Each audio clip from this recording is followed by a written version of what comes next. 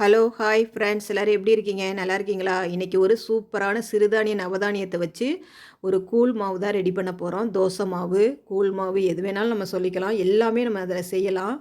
அதனால நம்ம எது செய்கிறோமோ அந்த மாவுன்னு சொல்லிக்கலாம்.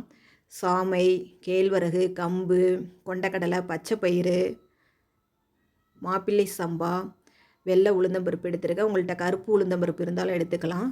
பிள்ளைங்க தோசை சுட்டு சாப்பிடணுமா, வெளியில் நாங்கள் மாவெல்லாம் அரைக்க முடியல அப்படின்னு சொன்னாங்க. அதனால் ஹெல்த்தியான பொருள்களாக போட்டு இதை தோசை ஊற்றி சாப்பிடுங்கப்பான்னு சொல்லி அரைச்சி கொடுத்துருக்கேன். ஒரு 4 கிலோ வந்தது மாவு. பிள்ளைங்களுக்கு ஒரு 3 கிலோ கொடுத்து அனுப்பிட்டு நான் 1 கிலோ வச்சுக்கிட்டேன். எங்கள் சாருக்கு டெய்லி காலையில் கூழ் இருந்தால் தான் சாப்பிடுவாங்க. இல்லாட்டினா எனக்கு காலை டிஃபனே வேணான்ருவாங்க. இட்லி தோசையெல்லாம் சாப்பிட மாட்டாங்க. உடம்புக்கு இந்த காலத்தில் ஹெல்த்தியானது கூழ் தான். நம்ம கூழ்னாவே சீப்பாக நினைப்போம். அந்த மாதிரிலாம் இருக்காதீங்க. பிள்ளைங்களுக்கெல்லாம் ரொம்ப சத்தானது. இப்போ வேறு புது வைரஸ் வருதுங்கிறாங்க. அதனால் நம்ம நோய் எதிர்ப்பு சக்தி உள்ள பொருட்களையா பிள்ளைங்களுக்கு செஞ்சு கொடுக்கலாம். எந்த வைரஸ் வந்தாலும் நம்மளை தாக்காது. நமக்கு எதிர்ப்பு சக்தி கிடைக்கும். நல்ல ஹெல்த்தியான பொருள், பழங்கள், ஜூஸ் இது மாதிரி கொடுக்கலாம்.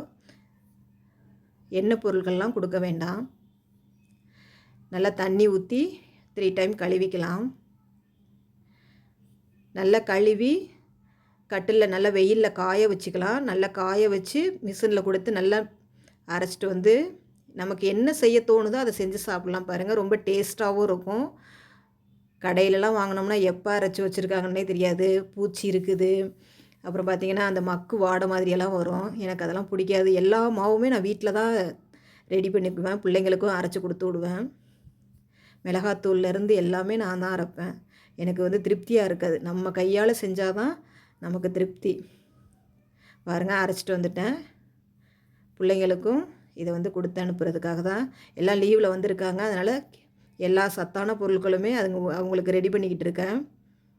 உளுந்தங்கஞ்சி மாவு எல்லாமே 2 கரண்டி எடுத்து போட்டு கூழ் கரைச்சிக்கலாம். அதில் கொஞ்சம் போல் உப்பும் சேர்த்து நல்லா தனியாக ஒரு பாத்திரத்தில் நம்ம கரைச்சிக்கணும். தண்ணி ஒரு பக்கம் கொதிக்கணும். கொதி தண்ணியில் நம்ம கரைச்ச மாவை கொஞ்சம் கொஞ்சமாக ஊற்றி கிண்டணும். இது போல் கையில் கரைச்சிக்கலாம். உங்கள் ஃப்ரெண்ட்ஸுக்கெல்லாம் ஷேர் பண்ணுங்கள், சப்ஸ்கிரைப் பண்ணுங்கள், சப்போர்ட் பண்ணுங்கள் மக்களே. பாருங்கள், இந்த கூழ் இந்த அளவுக்கு கிண்டிட்டு ஒரு 10 நிமிஷம் அப்படியே லோ ஃப்ளேம்லேயே வச்சிடலாம். நல்லா கொதி வரணும். நல்லா வெந்துருச்சு பாருங்கள். எங்கள் சாருக்கு கூழ் எடுத்து கொடுத்துருக்கேன். வெண்டைக்காய் புளிமண்டியோட சூப்பராக இருக்கும் சைடிஷ்ஷு. அவங்களுக்கு கூழ் தான் காலை டிஃபனே. திருப்தியாக சாப்பிடுவாங்க. சுகர், பிபி, ப்ரெஷர், கொலஸ்ட்ரால் எல்லாத்துக்குமே ரொம்ப நல்லது. எல்லாத்தையுமே கண்ட்ரோல் ஆக்கும். நம்ம மாத்திரையெல்லாம் அவாய்ட் பண்ணிடலாம். பாருங்கள், அடை சுட்டு வச்சுருக்கேன். குழந்தைங்க ஸ்கூல் விட்டு வந்தோடனே சாப்பிட்றாங்க. தேங்க்யூ. வாங்க சாப்பிடலாம்.